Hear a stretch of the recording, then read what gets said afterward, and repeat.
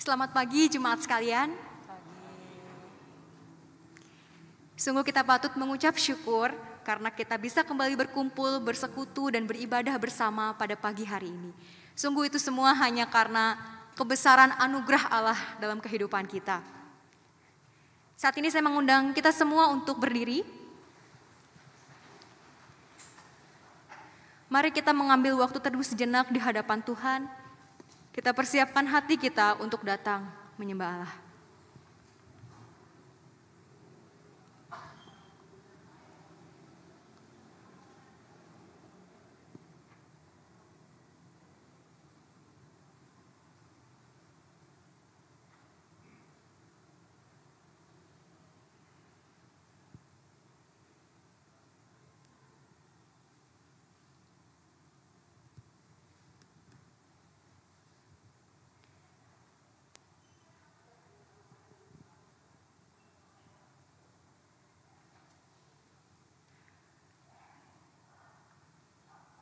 Mari saat ini kita menaikkan pujian penyembahan kita kepada Allah.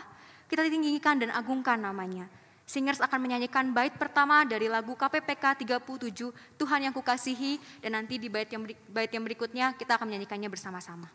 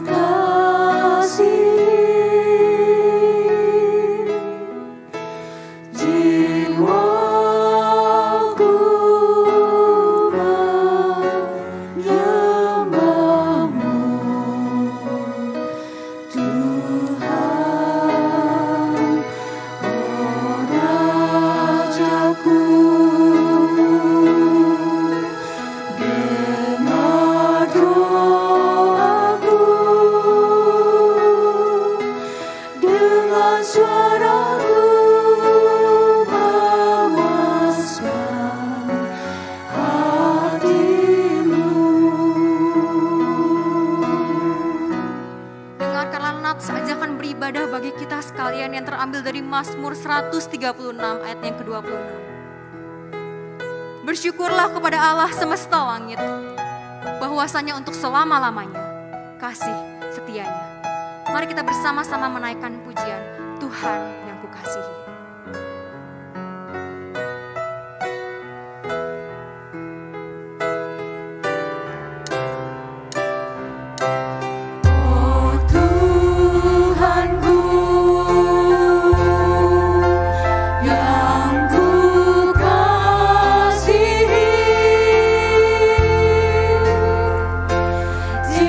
Jiwaku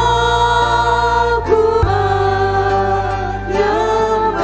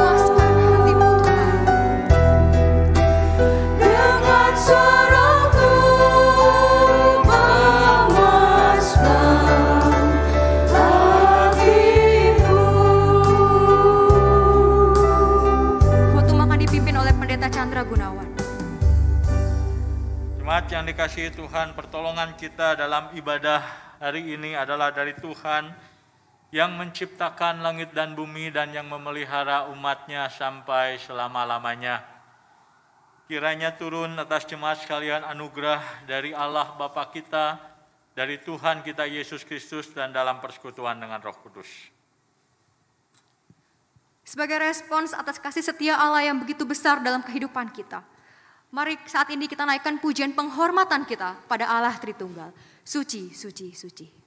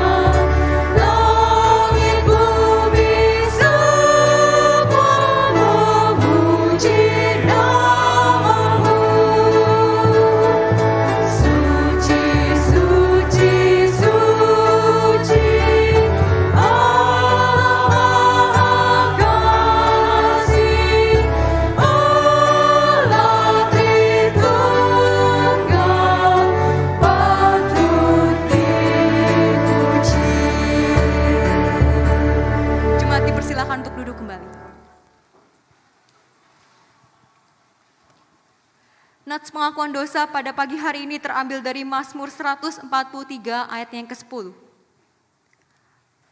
Ajarilah aku melakukan kehendak-Mu, sebab Engkaulah Allahku. Kiranya roh-Mu yang baik itu menuntun aku di tanah yang rata. Jemaat sekalian, setiap waktu kita semua berjuang untuk taat pada perintah dan kehendak Allah. Tetapi ada kalanya dalam kehidupan ini, kita gagal dan memilih untuk tunduk pada hawa nafsu, pada ego kita sendiri. Kita lebih percaya pada rencana yang sudah kita susun dibandingkan rencana Allah yang pada kenyataannya lebih indah dari apa yang sanggup kita pikirkan. Tetapi sekalipun begitu, Allah kita adalah Allah yang penuh kasih. Anugerahnya selalu tersedia bagi setiap kita yang mau berbalik dan bertobat. Saat ini mari kita bersama-sama datang di hadapan Allah. Dengan penuh kerendahan hati, mari kita mengakui setiap dosa, setiap pelanggaran yang telah kita perbuat. Doa pengakuan dosa akan dipimpin oleh Pendeta Chandra Gunawan. Jemaat saya, mari kita tundukkan kepala di hadapan Tuhan, kita berdoa. Tuhan, kami datang kepadamu untuk mengucap syukur atas segala anugerah Tuhan dalam kehidupan kami. Ketika kami melihat ke belakang, kami melihat tangan kasih Tuhan yang bekerja di dalam kehidupan kami. Engkau bukan hanya memberikan kepada kami kesempatan untuk hidup dalam dunia ini, tapi Engkau bahkan berkarya memanggil kami menjadi anak-anak-Mu. Dan ketika kami melihat kepada kehidupan kami di masa sekarang, kami melihat bahwa tangan kasih Tuhan senantiasa menyertai kami. Itulah sebabnya di tengah-tengah kondisi kehidupan yang terkadang naik, terkadang turun, tidak bisa terprediksi, namun Tuhan selalu menguatkan kami. Dan jikalau kami melihat ke depan, kami membaca mengenai janji-janji Tuhan akan penyertaan kami, bahwa tangan kasih Tuhan tidak akan pernah meninggalkan kami, bahkan sampai kekekalan Tuhan akan tetap menjaga dan memelihara kami. Itulah sebabnya ketika kami memikirkan karya Tuhan, maka kami seharusnya belajar untuk mengucap syukur kepada Tuhan. Kami belajar untuk melihat kehidupan kami dengan kacamata kebenaran firman Tuhan, bahwa kehidupan kami aman di dalam tangan Tuhan.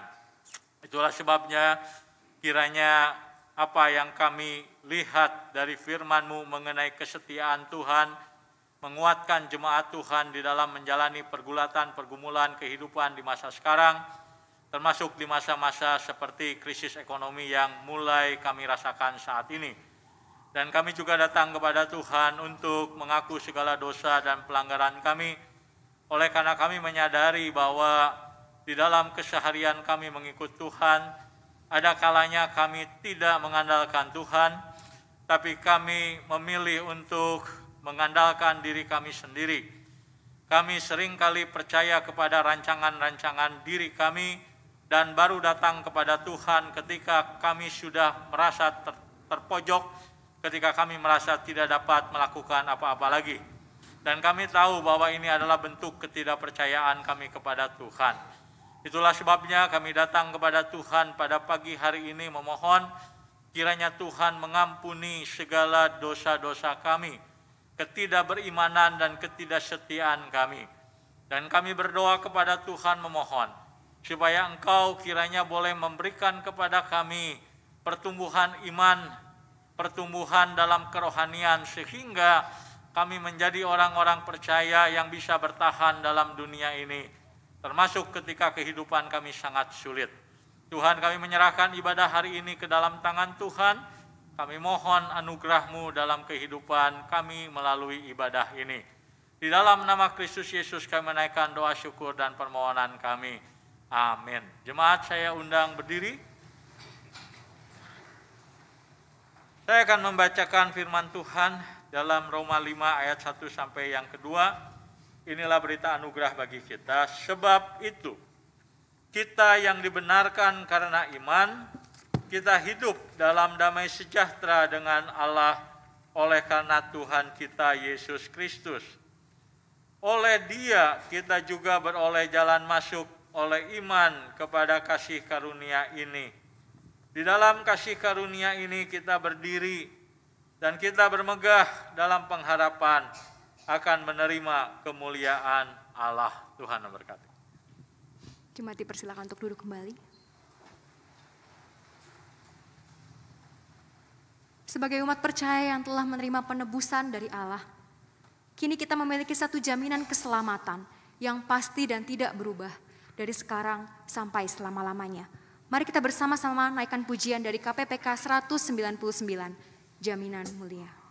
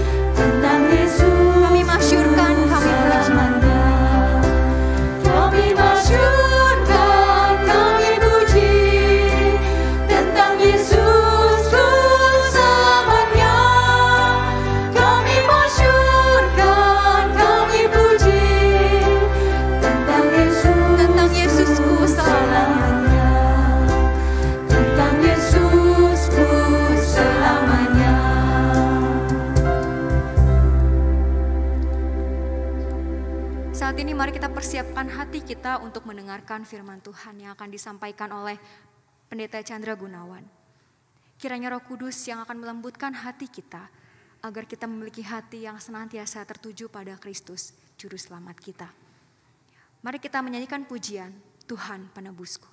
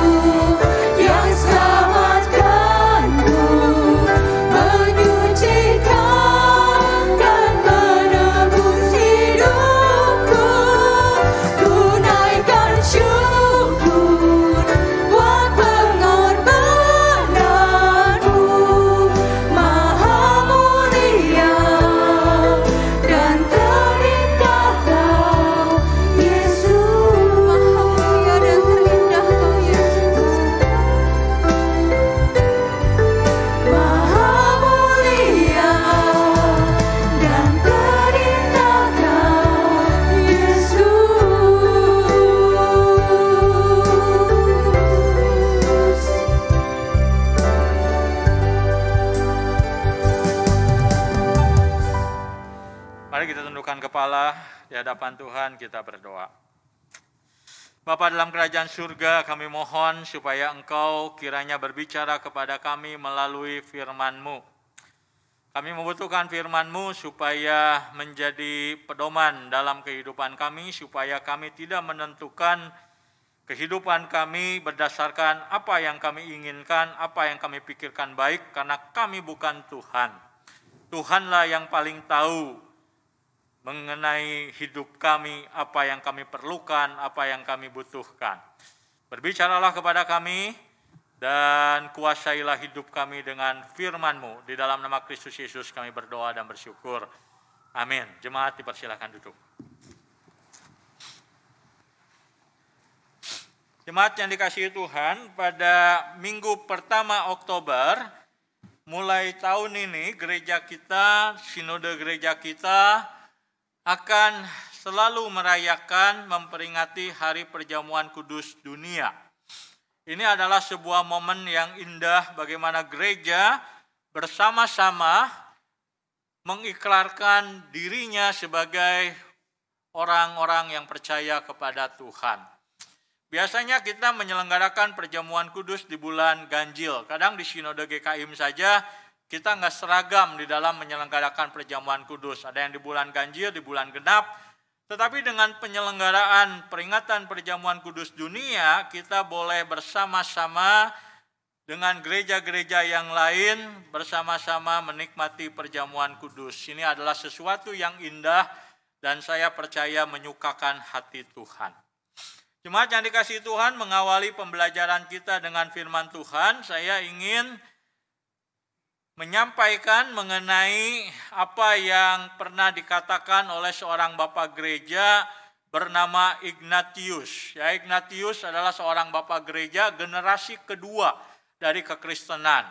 Dia hidup sekitar tahun 80 sampai dengan sekitar tahun 150. Dia dikenal dengan nama Ignatius dari Antioquia. Dia berkata seperti ini. I hunger for the bread of God, the flesh of Jesus Christ. I long to drink of His blood, unending love. Nah, Ignatius dari Antioquia ketika dia berbicara mengenai perjamuan kudus, ketika dia menyebut perjamuan kudus, roti yang dimakan dalam perjamuan kudus, dia menyebutnya sebagai the bread of God, the flesh of Jesus. Dan ketika dia menyebut anggur perjamuan kudus, dia berkata itu adalah His blood, itu adalah Christ blood, itu adalah darah Kristus. Yang menarik adalah bahwa Ignatius ketika dia memikirkan mengenai perjamuan kudus, dia menggambarkan kerinduannya itu dengan istilah I hunger and long to drink. Dia lapar, dia haus, dia menantikan yang namanya perjamuan kudus. Ya. Jadi kalau kita berbicara soal hunger, ya, bicara soal haus dan hunger, kelaparan, kehausan, itu bukan seperti kita mau makan, pagi sudah makan, kemudian siang mau makan lagi. Artinya sesuatu yang kita bisa tunda besok. Maksud saya pagi makan banyak, nanti siang nggak sempat makan, nggak apa-apa lah. Nanti jam 2, jam 3, atau jam 6 bisa makan lagi. Bukan. Hunger, kelaparan, sesuatu yang kita sangat lapar itu kalau mau digambarkan mungkin mirip dengan orang yang 3 hari nggak makan, 4 hari nggak makan. Begitu kelaparan, begitu kehausan, dan begitu pengen sekali makan. Nggak akan tahan. Kalau ada makanan yang ada di depannya mesti akan langsung dimakan dan ada minuman langsung diminum karena dia kelaparan. Nah, itulah cara dia menggambarkan mengenai bagaimana kerinduan dia dengan perjamuan kudus. Nah, waktu saya mencoba merenungkan apa yang Ignatius dari Antioquia ini katakan, saya bertanya kepada diri saya sendiri. Sebagai pendeta jemaat GKIM Hosana, apakah saya juga memiliki rasa lapar, rasa haus, rasa ingin yang begitu kuat terhadap perjamuan kudus? Atau saya barangkali merasa bahwa perjamuan kudus, ya kalau ada boleh, kalau nggak ada ya sudah. Dan saya juga bertanya bagaimana dengan jemaat saya, GKIM Hosana. Apakah jemaat-jemaat yang saya layani juga seperti Ignatius dari Antioquia, mereka menantikan, mereka membutuhkan, mereka mencari, mereka menantikan yang namanya perjamuan kudus. Kalau saya pikirkan dan kalau saya ingat pengalaman saya di dalam melayani jemaat-jemaat yang tidak bisa ke gereja, oleh karena dia usia lanjut, oleh karena dia sakit.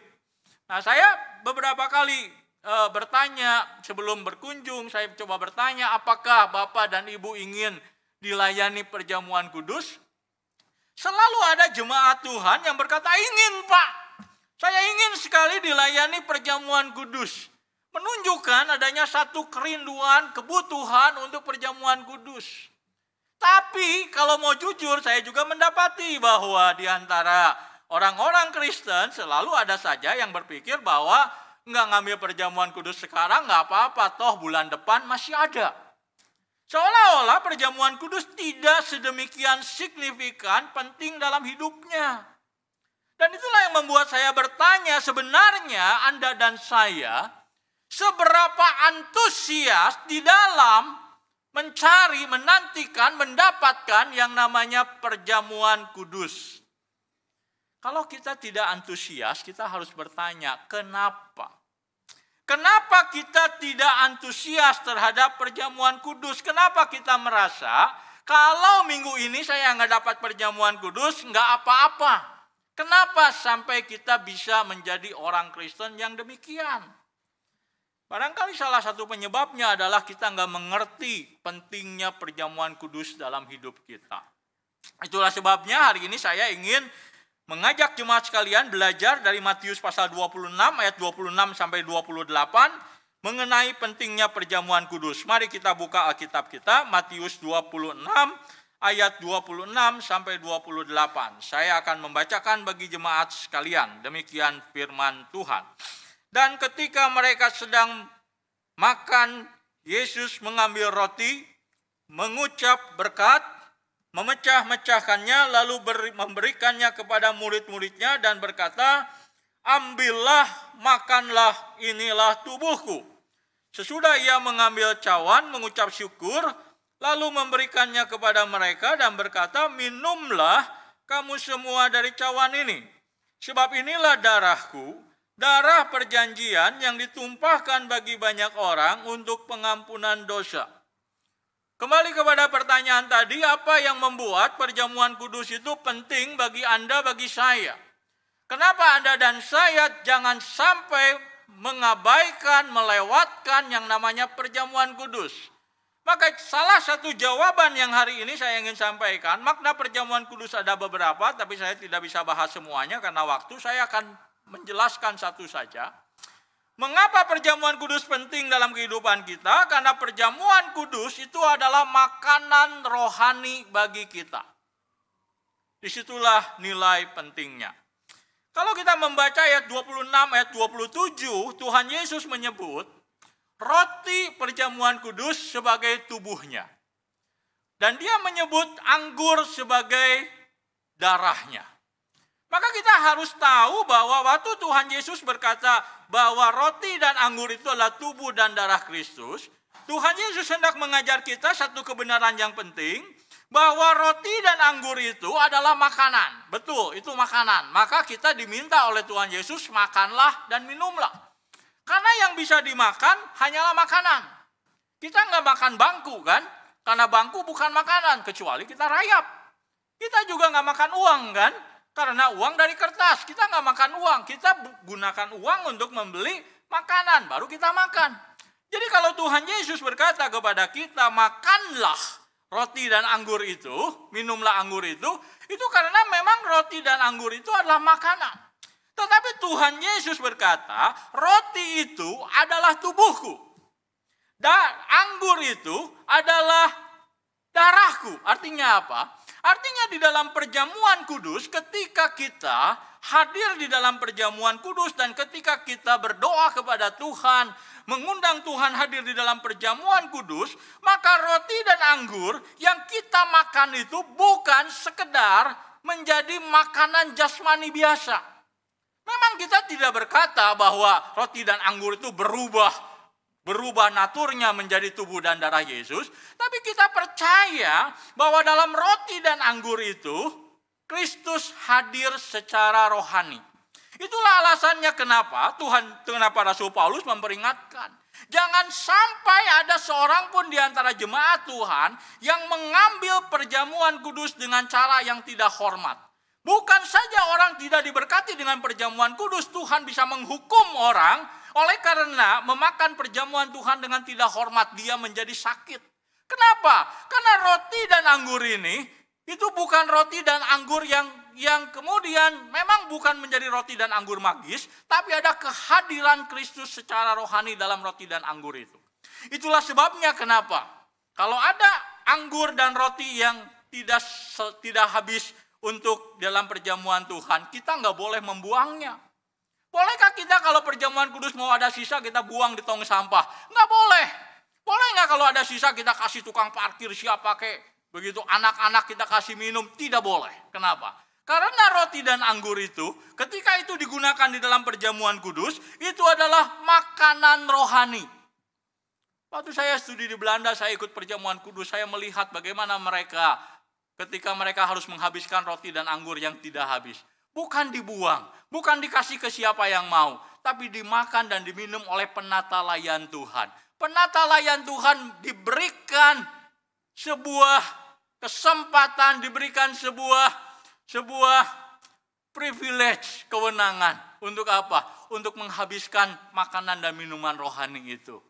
Nah, jemaat yang dikasihi Tuhan, kita harus tahu kenapa perjamuan kudus itu begitu penting dalam kehidupan kita. Karena melalui perjamuan kudus inilah Tuhan sedang memberi makan kerohanian kita. Jemaat yang dikasihi Tuhan, kita tentu ingat ketika Tuhan Yesus dicobai di padang gurun. Tuhan Yesus dia berpuasa. Dan ketika dia berpuasa, kemudian iblis mencobai dia. Iblis berkata kepada Yesus, jika engkau adalah anak Allah, ubahlah batu-batu ini menjadi roti. Tuhan Yesus ngomong apa? Firman Tuhan berkata, Yesus menyatakan ini yang Tuhan katakan. Manusia bukan hidup dari roti saja. Artinya apa? Kebutuhan hidup manusia bukan hanya makanan jasmani saja. Maka Tuhan Yesus berkata, manusia terutama membutuhkan firman Tuhan yang merupakan makanan rohani yang penting dalam kehidupan orang-orang percaya. Tetapi saudara harus tahu bahwa selain firman Tuhan, ada makanan rohani kedua yang sangat penting, yang mutlak dibutuhkan, yang tidak bisa diabaikan dalam kehidupan orang-orang Kristen. Apa itu? Perjamuan kudus. Maka perjamuan kudus itu menjadi apa? Menjadi sarana anugerah Tuhan, menjadi sarana yang Tuhan gunakan untuk apa? Untuk memelihara kerohanian Anda dan saya. Itulah sebabnya kenapa Tuhan Yesus menetapkan di dalam gereja hanya ada 2 sakramen. Sakramen itu apa? Sakramen itu bukan sekedar ritual. Itu adalah praktik disiplin rohani yang diperintahkan Tuhan secara langsung. Hanya ada 2 sakramen dalam gereja Protestan atau gereja Reform. 1 baptisan. Yang kedua adalah perjamuan kudus. Sama seperti baptisan itu mutlak sifatnya. Orang yang percaya Yesus tidak boleh tidak dibaptiskan. Orang yang tidak dibaptiskan sama saja dia menolak percaya kepada Yesus. Maka baptisan mutlak. Dan sama seperti baptisan, perjamuan kudus juga mutlak. Maka itu menjadi sakramen Tuhan memerintahkan supaya perjamuan kudus itu selalu dilakukan oleh gereja Tuhan. Jemaat sekalian, pertanyaannya, kenapa perjamuan kudus itu diperintahkan Tuhan? Kenapa perjamuan kudus itu dimutlakkan? Jawabannya adalah karena perjamuan kudus itu dibutuhkan, mutlak dibutuhkan untuk apa? Untuk kerohanian dan iman kita. Untuk memelihara iman dan kerohanian kita. Kita tahu, tidak ada seorang pun yang akan survive, tidak ada seorang pun yang akan bertahan dalam dunia ini. Dunia ini penuh dengan pencobaan, dunia ini penuh dengan tekanan, dunia ini penuh dengan masalah, dunia ini penuh dengan banyak hambatan. Satu-satunya cara supaya orang percaya bisa survive dalam dunia ini hanya kalau kita bertumbuh di dalam Tuhan. Dan hanya ada satu cara supaya orang Kristen bertumbuh. Kalau kita diberi makan oleh Tuhan, baru kita bisa bertumbuh.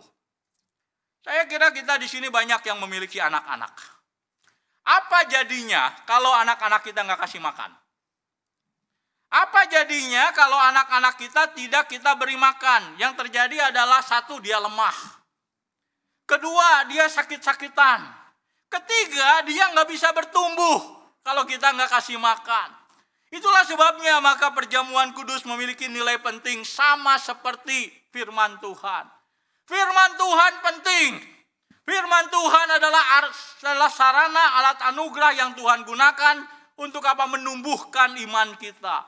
Demikian juga dengan sakramen perjamuan kudus.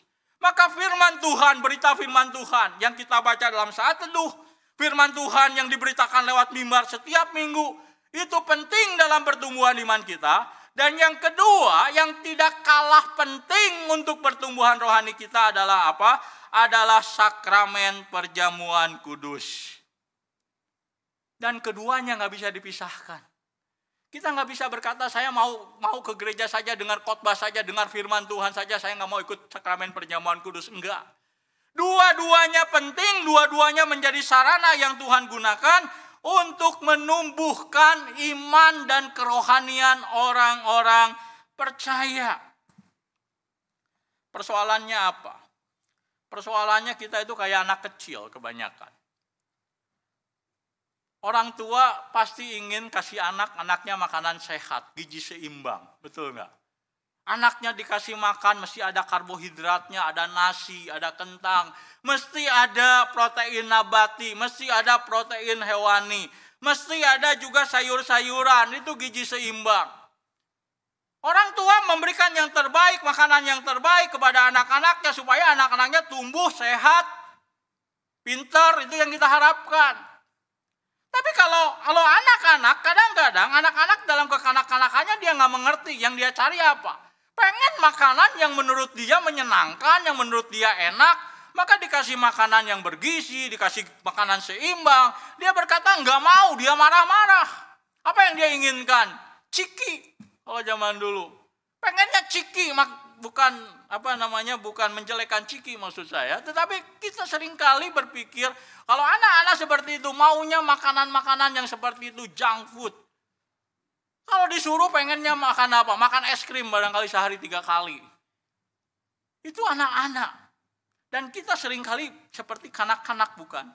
Tuhan sudah menolong kita melalui firman Tuhan menjelaskan bahwa makanan sehat, makanan yang dibutuhkan untuk kerohanian kita, supaya Anda dan saya tidak menjadi orang yang kerdil secara rohani, supaya Anda dan saya bertumbuh, maka Anda dan saya membutuhkan 2 makanan yang sangat penting yang tidak boleh diabaikan, yaitu firman Tuhan, dan yang kedua adalah sakramen perjamuan kudus.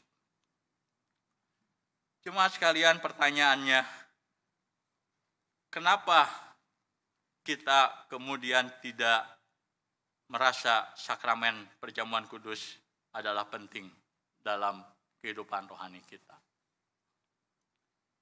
Barangkali karena kita tidak memahami bahwa sakramen itu sesungguhnya adalah alat di tangan Tuhan untuk memberi makan hidup kita, diri kita. Nah, sekarang melalui firman Tuhan kita sudah tahu. Kalau kita sudah tahu apa yang firman Tuhan ajarkan kepada kita bahwa sakramen perjamuan kudus itu penting, supaya iman Anda dan saya bertumbuh, lantas apa? Belajarlah menjadi jemaat Tuhan yang memprioritaskan sakramen perjamuan kudus. Jemaat sekalian tahu berapa kali gereja mula-mula melakukan sakramen perjamuan kudus? Saya ajak kita buka satu bagian firman Tuhan, Kisah Rasul 2 ayat 42. Kisah Rasul 2 ayat 42. Kisah Rasul 2 ayat 42, firman Tuhan berkata demikian. Mereka bertekun dalam pengajaran rasul-rasul dan dalam persekutuan. Perhatikan, bagaimana rahasia gereja mula-mula bertumbuh, tahan waktu mereka dianiaya. Mereka bertekun dengan pengajaran rasul-rasul. Firman Tuhan adalah sarana anugerah yang pertama. Dan dalam persekutuan, apa yang mereka lakukan dalam persekutuan? Dan mereka selalu berkumpul untuk memecah roti dan berdoa. Memecah roti adalah istilah teknis yang digunakan di dalam Alkitab untuk menyebut perjamuan kudus. Berapa kali mereka melakukan perjamuan kudus? Dikatakan mereka bertekun dan selalu berkumpul. Bertekun dan selalu, terus menerus. Tidak gampang menyerah ketika ada banyak hambatan. Mereka bertekun dan selalu. Nah, dalam gereja mula-mula mereka beribadah 2 kali dalam 1 minggu. Hari Sabtu mereka pergi ke bait Allah. Di hari Minggu mereka berkumpul bersama dengan orang-orang percaya. Untuk apa? Belajar firman Tuhan dan melakukan sakramen perjamuan kudus. Setiap minggu. Setiap minggu mereka selalu berkumpul untuk belajar firman Tuhan dan juga untuk melakukan sakramen perjamuan kudus. Kalau kita mau dibandingkan dengan gereja mula-mula, kalah jauh. Kita paling 2 bulan sekali, ditambah bulan Oktober dan bulan April melakukan perjamuan kudus. Itu pun kita seringkali berkata, itu kebanyakan. Itu pun kita sering berkata bahwa perjamuan kudus kalau bisa jangan terlalu sering. Padahal kalau kita membaca gereja mula-mula, mereka setiap minggu melakukan perjamuan kudus. Setiap minggu mereka belajar firman Tuhan dan setiap minggu mereka melakukan perjamuan kudus. Dan buktinya adalah mereka bertumbuh menjadi gereja mula-mula yang memuliakan Tuhan. Dan mereka menjadi saksi Tuhan. Banyak orang dimenangkan melalui kesaksian hidup mereka. Demikian juga dengan gereja reform. Kita ini berkata bahwa kita ini gereja reform. Ya, minggu depan kita akan belajar mengenai apa itu teologi reform. Apakah GKM Hosana adalah gereja reform? Kita ini adalah gereja yang mengaku diri kita ini reform. Ya, kita gereja reform. Tapi pertanyaannya adalah, apakah baik ajaran ataupun praktik kegerejaan kita benar-benar adalah gereja reform? Identitas kita adalah identitas gereja reform. Bapak Ibu tahu berapa kali gereja reform melakukan sakramen perjamuan kudus? Kalau kita mempelajari Yohanes Calvin ketika dia memimpin pembaharuan di kota Jenewa, di kota Prancis, di Eropa. Berapa kali dia melakukan perjamuan kudus? Dia berkata sesering mungkin. Setiap kali ada kesempatan, dia melakukan perjamuan kudus. Kenapa? Karena itu adalah sarana alat di tangan Tuhan untuk apa? Memelihara iman dan kerohanian kita. Memelihara iman dan kerohanian orang-orang percaya. Saya mau tanya kepada ibu bapak sekalian. Berapa banyak di antara kita yang makannya di sini 6 bulan sekali? Nggak ada kan? Kenapa kita nggak makan 6 bulan sekali? Mati atuh Pak. Kita makan 6 bulan sekali. Kenapa kita nggak makan 3 bulan sekali? Ya mati juga 3 bulan sekali. Kenapa kita makan sehari 3 kali kalau bisa? Biar sehat. Kita di dunia ini saja dengan tubuh kita saja ingin sehat. Kenapa kita mengabaikan kerohanian kita? Atau Anda ingin menjadi jemaat yang kerohaniannya sakit? Itu yang Anda inginkan? Kalau kita ingin menjadi jemaat yang sehat, maka kita perlu mengerti bagaimana kita menjadi sehat. Dan 2 makanan rohani yang Tuhan berikan untuk menyehatkan kita yang gak boleh diabaikan itu adalah apa? Itu adalah firman Tuhan dan perjamuan kudus. Jemaat sekalian, kalau kita coba renungkan kehidupan kita di zaman sekarang, apa yang kita dapati? Bukankah kalau kita mau jujur, kita seringkali tidak antusias dengan perjamuan kudus. Kalau kita dengar diumumkan minggu depan ada perjamuan kudus, mungkin sebagian orang ada yang senang, tapi sebagian orang berkata, ya perjamuan kudus lagi, Pak Chandra lagi yang khotbah panjang. Tambah perjamuan kudus setengah 12 baru pulang nanti. Kenapa kita nggak antusias? Yang kedua, kenapa kita tidak memprioritaskan yang namanya perjamuan kudus? Kalau suruh pilih antara ikut perjamuan kudus dengan pekerjaan. Kadang-kadang kita berkata bahwa pekerjaan ini lebih penting, ikut perjamuan kudus bulan depan masih bisa. Kalau kita disuruh pilih antara perjamuan kudus dengan liburan. Liburan dulu nggak apa-apa, nanti perjamuan kudus bisa mendatang. Kalau kita pilih antara perjamuan kudus dengan belajar. Besok mau ada ujian tapi minggu ini ada perjamuan kudus. Kita berkata apa? Perjamuan kudus nanti lagi bisa. Kenapa kita gagal memprioritaskan perjamuan kudus dalam kehidupan kita? Jawabannya adalah saya kira karena kita tidak paham, tidak mengerti betapa pentingnya perjamuan kudus dalam kehidupan kita. Maka kalau Anda dan saya menjadi orang yang tidak bisa memprioritaskan perjamuan kudus, tidak antusias dengan perjamuan kudus, maka saya kira hari ini adalah waktu yang baik untuk kita untuk bertobat. Saya kira Tuhan tidak melarang bagi kita untuk liburan, silahkan. Saya kira Tuhan tidak melarang bagi kita untuk bekerja, untuk belajar, silahkan. Tapi Tuhan meminta kita mengatur waktu dengan baik, mengatur waktu dengan bijak. Kalau kita mau liburan, usahakanlah liburan sesudah perjamuan kudus. atau pulanglah sebelum perjamuan kudus. Kenapa? Karena perjamuan kudus penting bagi kehidupan Anda dan saya.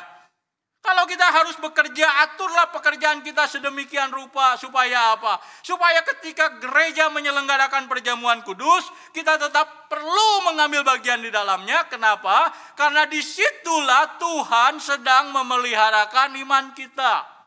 Dalam teologi reform, kita belajar bahwa perjamuan kudus, ketika kita melakukan perjamuan kudus, ketika roti dan anggur dibagikan, ketika kita memohon Tuhan hadir dalam perjamuan kudus, kita percaya ketika itu perjamuan yang kita lakukan itu bukan hanya perjamuan jasmani, Roh Kudus bekerja mentransfer perjamuan yang bersifat jasmani ini menjadi perjamuan yang bersifat rohani dan sorgawi.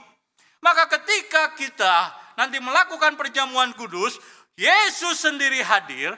Dan ketika roti dan anggur itu seolah-olah diberikan kepada ibu dan bapak, ketika ibu dan bapak mengambil roti dan memakannya, itu seolah-olah tangan Kristuslah yang memegang roti dan anggur rohani itu diberikan kepada tubuh kita, kita diberi makan oleh tangan Yesus sendiri. Dan itulah yang membuat perjamuan kudus istimewa, yang tidak bisa dilakukan sembarangan. Karena di dalam gereja, ketika kita perjamuan kudus dan kita memohon kehadiran Tuhan, Dia hadir di tengah-tengah kita. Dan coba bayangkan, ketika Dia hadir, Dia sendiri yang memberikan roti dan anggur itu, yang Dia berkati menjadi makanan rohani, diberikan kepada kita untuk kita makan, makanan rohani itu. Itulah yang membuat keimanan kerohanian kita bertumbuh. Ini sesuatu yang ajaib yang Tuhan kerjakan. Inilah yang disebut dengan misteri agung di dalam perjamuan kudus.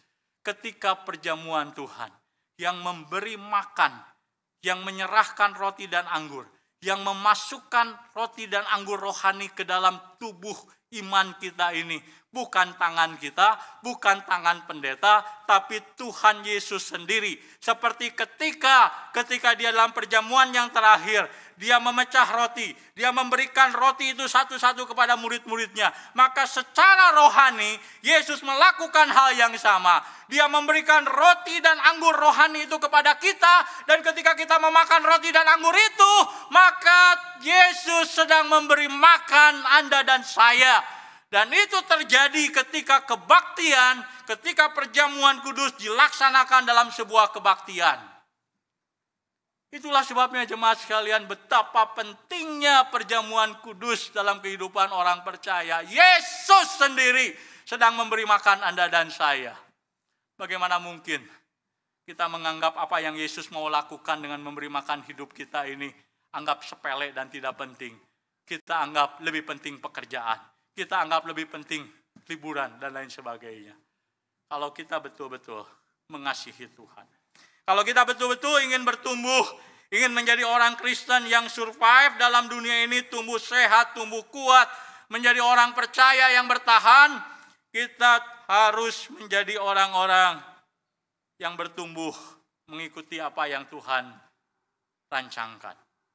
Dan sekali lagi, bagaimana cara Tuhan menumbuhkan hidup kita? Dengan memberi makan kita melalui firman dan sakramen. Tuhan memberkati, mari kita berdoa. Bapa dalam kerajaan surga, kami datang kepadamu memohon, supaya apa yang firman Tuhan telah ingatkan kepada kami hari ini, boleh menyadarkan kami bahwa Tuhan ingin kami bertumbuh. Tuhan ingin iman kami tidak mandek.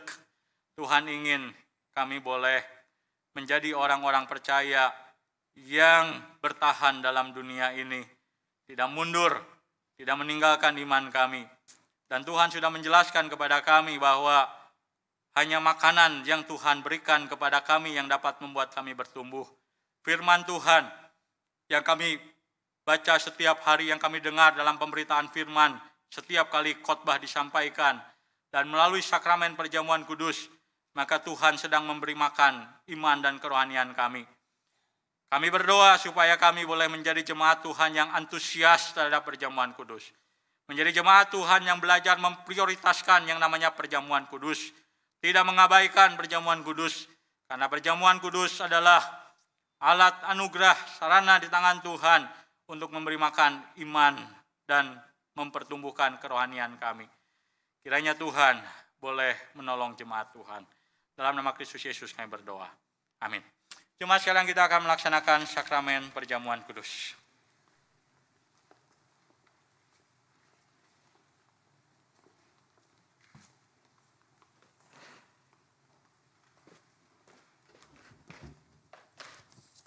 Mari kita akan mempersiapkan hati kita dengan menaikkan sebuah pujian kepada Tuhan, kepala yang tertunduk, sambil kita merenungkan apa yang Kristus telah kerjakan dalam kehidupan kita. Bait pertama dan yang kedua, kepala yang tertunduk.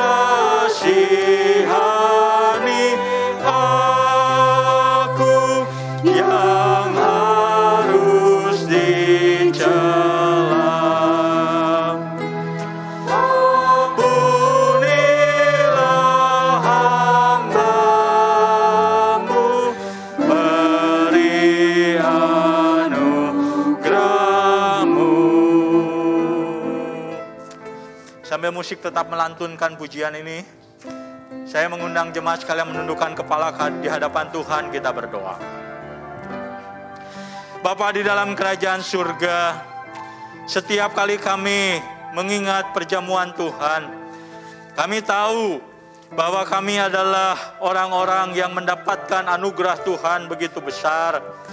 Kami adalah orang berdosa, dilahirkan dalam keluarga berdosa, berjalan dalam jalan dosa, menuju kepada kematian kekal karena keberdosaan kami. Tapi karena anugerah-Mu yang besar, Engkau berkenan menyelamatkan kami. Engkau memindahkan kami dari jalan kami yang jahat kepada jalan yang baru, kepada kehidupan yang baru. Kami mengucap syukur kepada Tuhan untuk karya Tuhan yang begitu besar dalam diri kami. Namun kami menyadari ya Tuhan, seringkali kehidupan kami terlalu egois. Kami hanya memikirkan bagaimana kami hidup dalam dunia ini dengan nyaman. Kami hanya memikirkan bagaimana dalam dunia ini kami bisa bertahan. Kami hanya memikirkan bagaimana keluarga kami, masa depan kami dalam dunia ini terjamin. Namun kami seringkali lupa apa yang sebenarnya Tuhan paling inginkan dalam kehidupan kami. Padahal Tuhan adalah pemilik hidup kami. Itulah sebabnya maka hari ini kami datang kepada Tuhan meminta ampun untuk segala kebebalan kami. Kami seringkali tidak memandang bahwa apa yang Tuhan inginkan, menjadi anak Tuhan yang bertumbuh, menjadi anak Tuhan yang dewasa, itu menjadi hal yang penting dalam kehidupan kami. Dan hari ini kami boleh belajar bahwa melalui sakramen perjamuan Tuhan, Tuhan sedang memeliharakan iman dan kerohanian kami. Tolong kami mulai hari ini belajar untuk boleh menghargai tubuh Tuhan, menghargai sakramen perjamuan kudus. Di dalam nama Kristus Yesus, kami menaikkan doa, syukur, dan permohonan kami. Amin. Saya mengundang petugas perjamuan kudus untuk boleh tampil ke muka untuk membantu saya dalam pelayanan perjamuan kudus.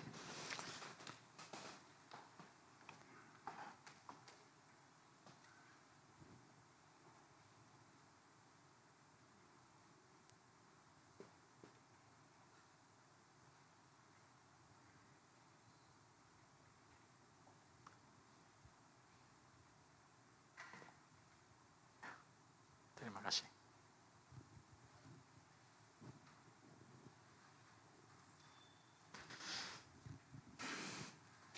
Jemaat yang dikasihi Tuhan, setiap kali kita menyelenggarakan sakramen perjamuan kudus, hendaklah kita mengingat dengan apa yang Kristus telah kerjakan di malam pada waktu Dia diserahkan. Tuhan Yesus, Dia mengambil roti, sesudah itu Ia mengucap syukur atasnya, dan kemudian Dia memecah-mecahkannya dan Dia berkata, "Inilah tubuhku yang diserahkan bagi kamu, perbuatlah ini menjadi peringatan akan aku." Demikian juga Tuhan Yesus mengambil cawan perjamuan, dan kemudian Tuhan Yesus berkata, "Cawan ini adalah perjanjian baru yang dimateraikan dengan darahku. Perbuatlah ini setiap kali kamu meminumnya menjadi peringatan akan aku. Sebab setiap kali kamu makan roti ini dan minum cawan ini, kamu memberitakan kematian Tuhan sampai Ia datang." Bapak, Ibu, dan saudara-saudari yang dikasihi Tuhan, kepada mereka yang sudah dibaptis atau sudah disidi, baik di GKM Hosana atau di gereja lain yang seasas dengan GKM Hosana, atau mereka yang benar-benar sudah percaya kepada Tuhan Yesus, mereka boleh mengambil bagian di dalam perjamuan kudus. Dan sebagai bentuk rasa hormat kita atas kehadiran Tuhan di dalam perjamuan kudus ini, maka nanti ketika roti dan anggur ditawarkan kepada ibu bapak sekalian, ibu bapak dan saudara-saudari sekalian yang siap untuk menerimanya, mohon berdiri, kemudian mengambil roti dan anggur ini, dan kemudian duduk kembali. Jangan dulu dibuka, nanti kita akan buka bersama-sama. Sampai nanti setelah semua mendapatkan roti dan anggur, nanti saya akan memandu supaya kita bisa membuka roti dan juga memakan roti dan juga meminum anggur, supaya semua yang kita lakukan di dalam perjamuan kudus ini tertib, dan Tuhan senang dimuliakan melalui perjamuan kudus yang kita selenggarakan. Kiranya Tuhan memberkati jemaat sekalian melalui perjamuan kudus pada pagi hari ini.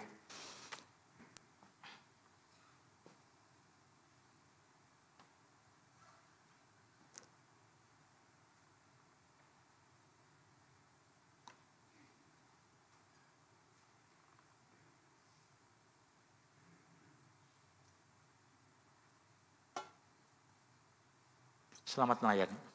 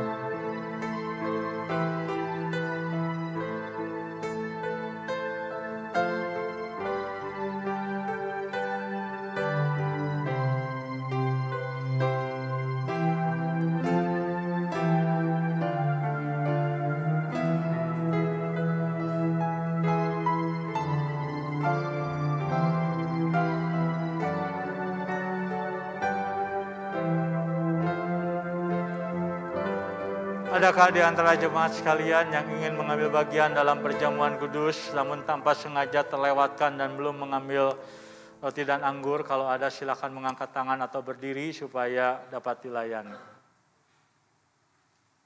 Baik, semua sudah mendapatkan roti dan anggur. Saya persilakan petugas untuk boleh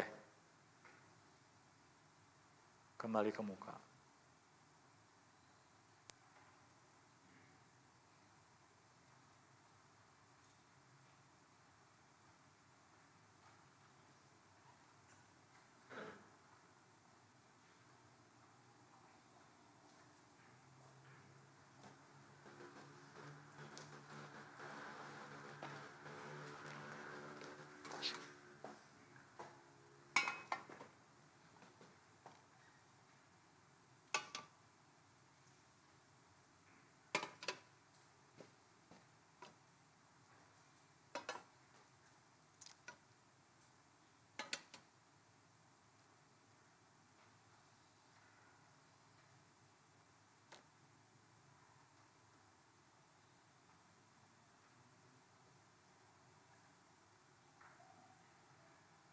Petugas dipersilakan kembali ke tempat duduk. Saya mengundang jemaat sekalian untuk boleh berdiri. Mari kita akan membuka bagian atas dari anggur dan roti perjamuan kudus ini. Mari kita ambil bagian roti, mari kita angkat di hadapan Tuhan. Mari kita buka masker kita sejenak. Dengan berterima kasih kepada Tuhan, mari kita makan roti ini karena Tuhan telah melepaskan kita dari dosa. Terima kasih Tuhan Yesus untuk keselamatan.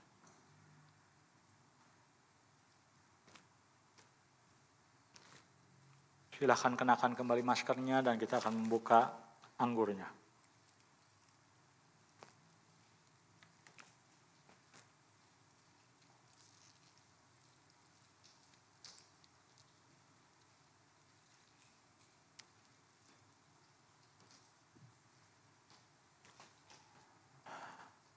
Mari kita angkat anggur ini dengan penuh ucapan syukur atas hidup yang baru yang Tuhan berikan kepada kita.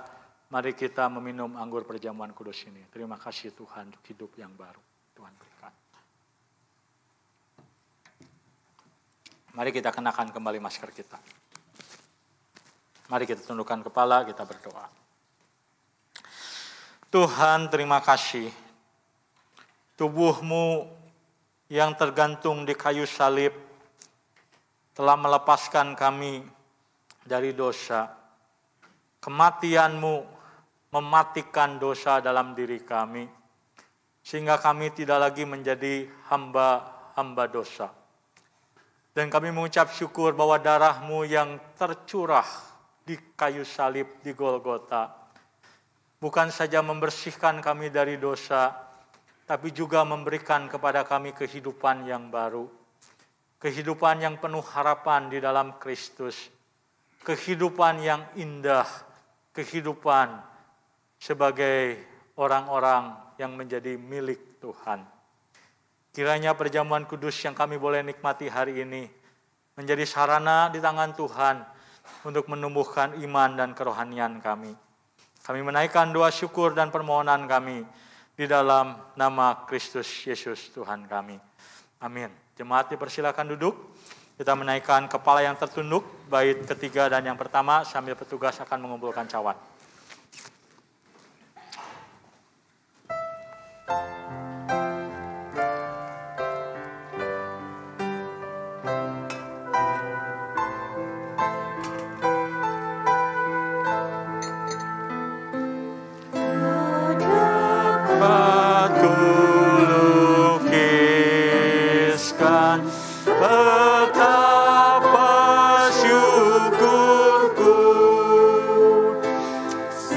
Sengsara yang kau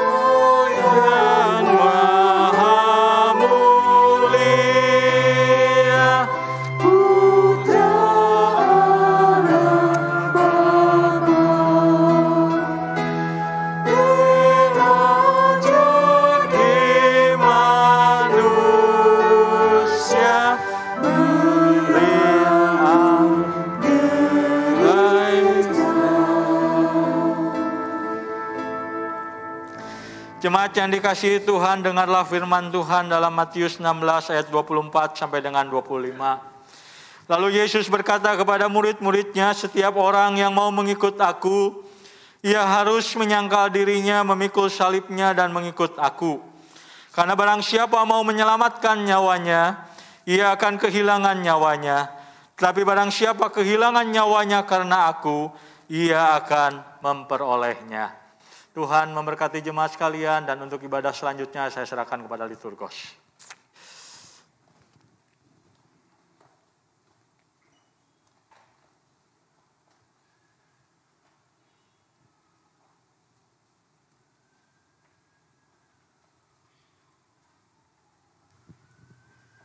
Jemaat dipersilahkan untuk berdiri. Bersama dengan gereja di sepanjang abad dan tempat, mari kita bersatu hati mengikrarkan pengakuan iman kita seturut dengan pengakuan iman rasuli. Aku percaya kepada Allah, Bapa yang Maha Kuasa, Khalik langit dan bumi, dan kepada Yesus Kristus anaknya yang tunggal Tuhan kita, yang dikandung dari Roh Kudus, lahir dari anak darah Maria, yang menderita sengsara di bawah pemerintahan Pontius Pilatus, disalibkan, mati dan dikuburkan, turun ke dalam kerajaan maut. Pada hari yang ketiga, bangkit pula dari antara orang mati, naik ke surga, duduk di sebelah kanan Allah, Bapa yang Maha Kuasa, dan dari sana ia akan datang untuk menghakimi orang yang hidup dan yang mati. Aku percaya kepada Roh Kudus, gereja yang kudus dan am, persekutuan orang kudus, pengampunan dosa, kebangkitan tubuh, dan hidup yang kekal. Amin. Jemaat dipersilahkan untuk duduk kembali.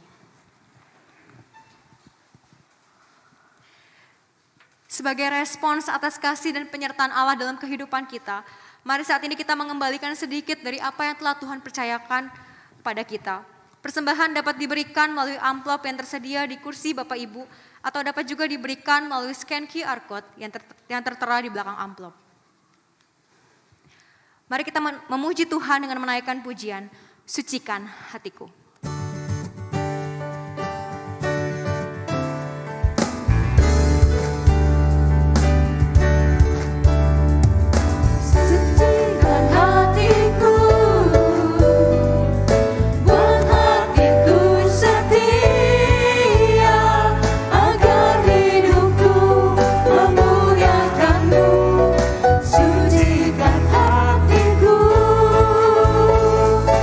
Sucikan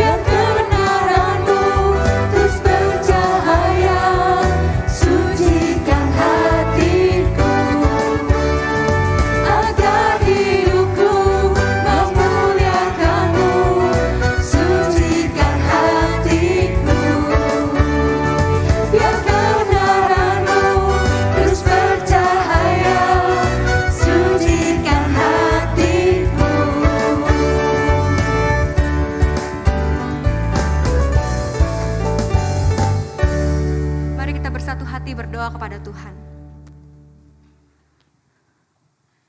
Bapa dalam surga, sungguh kami mengucap syukur untuk kasih dan pemeliharaan-Mu yang tidak pernah berkesudahan dalam kehidupan kami.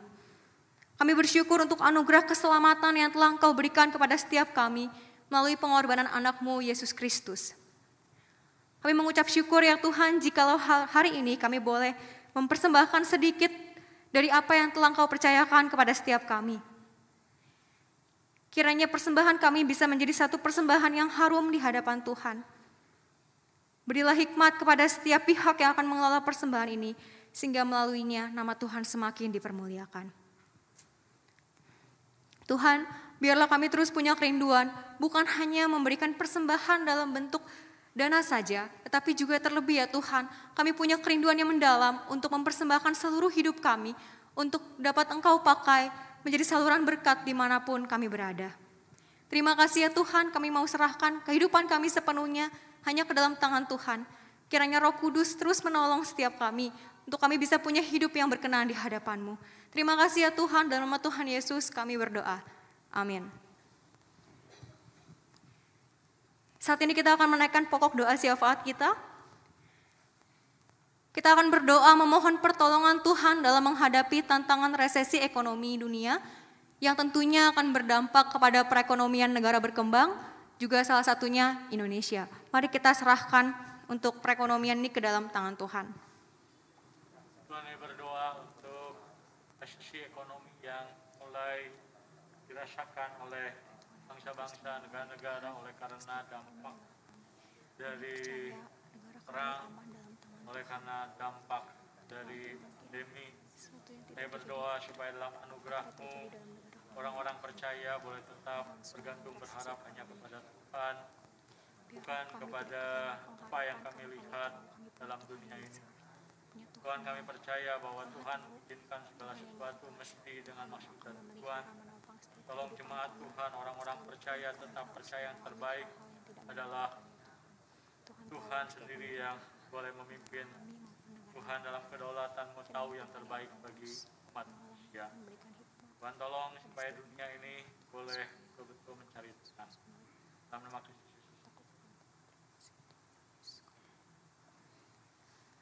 Amin. Di akhir dari ibadah ini, mari kita kembali memberikan segala pujian, hormat, kemuliaan kepada Allah Tritunggal. Kita pujikan doksologi.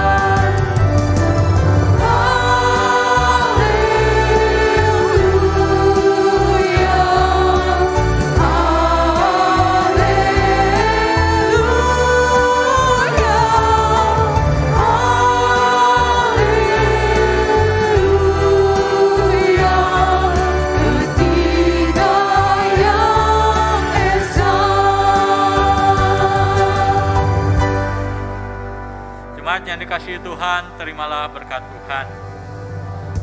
Damai sejahtera dari Allah Bapa kita, kasih karunia dari Tuhan kita Yesus Kristus, persekutuan dan penyertaan Roh Kudus menyertai jemaat sekalian dari sampai selama-lamanya.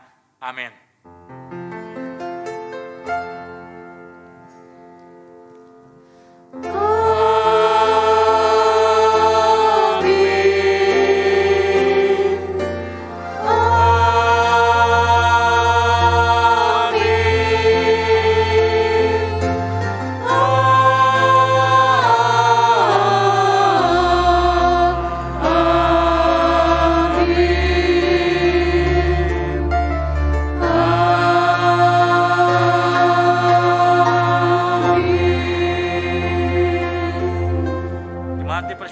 Silakan ambil waktu bersatu teduh dan Tuhan memberkati.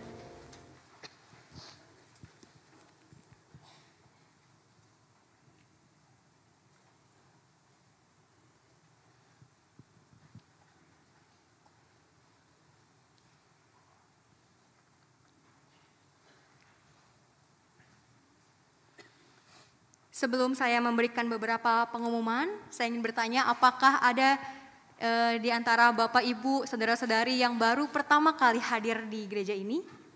Mungkin boleh berdiri.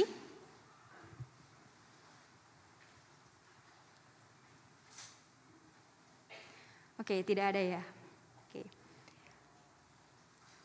Oke, saya akan menyampaikan beberapa pengumuman. Yang pertama ada berita duka cita. Telah berpulang ke rumah Bapa di surga, Bapak Siswa Usman di usia 67 tahun. Bapak Usman adalah ayah dari Ibu Anggrek Siswa Usman dan ayah mertua dari Bapak Tandi Karua pada hari Jumat 30 September 2022. Almarhum akan dimakamkan di Makassar. Yang kedua, telah berpulang ke rumah Bapa di surga, Bapak Renold Anjasmara pada usia 66 tahun di hari Jumat 30 September 2022. Almarhum adalah ayah dari Ibu Maya Irena dan ayah mertua dari Evangelis Ivan Setiawan. Almarhum disemayamkan di Rumah Duka Bumi Baru 2, Ruang C, dan akan dikremasikan di Krematorium Cikadut pada hari Senin 3 Oktober 2022. Segenap hamba Tuhan, majelis, dan jemaat GKM Hosana mengucapkan turut berduka cita. Kiranya Tuhan memberikan kekuatan dan penghiburan kepada keluarga yang ditinggalkan. Yang kedua mengenai Hosana Marriage Enrichment. Bidang pembinaan mengundang peserta bina pranikah tahun ini dan pasangan muda dengan usia pernikahan 1-4 tahun untuk mengikuti Hosana Marriage Enrichment yang akan diadakan pada hari Rabu 5 Oktober jam 7 malam secara online. Dengan tema mengatasi kemarahan dalam keluarga. Pembicara Pendeta Dr. Daniel Tanusaputra dan Ibu Eva Tanusaputra. Pendaftaran dapat menghubungi Ibu Vivi atau TU Gereja. Yang berikutnya, welcoming dinner. Komisi Pemuda mengadakan welcoming dinner untuk menyambut mahasiswa baru yang merantau dan beribadah di GKM Hosana untuk menjadi bagian dari keluarga besar gereja GKM Hosana. Acara ini akan diadakan pada hari Minggu, tanggal 16 Oktober 2022 pukul 6 sore. Para mahasiswa baru yang sudah beribadah di GKM Hosana diundang untuk dapat mengikuti acara ini. Berikutnya mengenai STUJK. STUJK Online PIK 1 mengambil tema pengajaran tentang Roh Kudus dan karunia-karunia Roh. Akan diadakan pada setiap hari Kamis, tanggal 6, 13, 20, 27 Oktober 2022 jam 7 malam dengan pengajar Pendeta Antoni Nathan MDiv. STUJK Online PIK 2 mengambil tema relasi dan perbedaan antara logos dan rema menurut perjanjian baru. Akan diadakan setiap hari Rabu tanggal 5, 12, 19, 26 Oktober pukul 7 malam dengan pengajar Pendeta David Purnomo Emin. Sekian pengumuman dari saya, ibadah telah selesai. Selamat hari Minggu, Tuhan Yesus memberkati.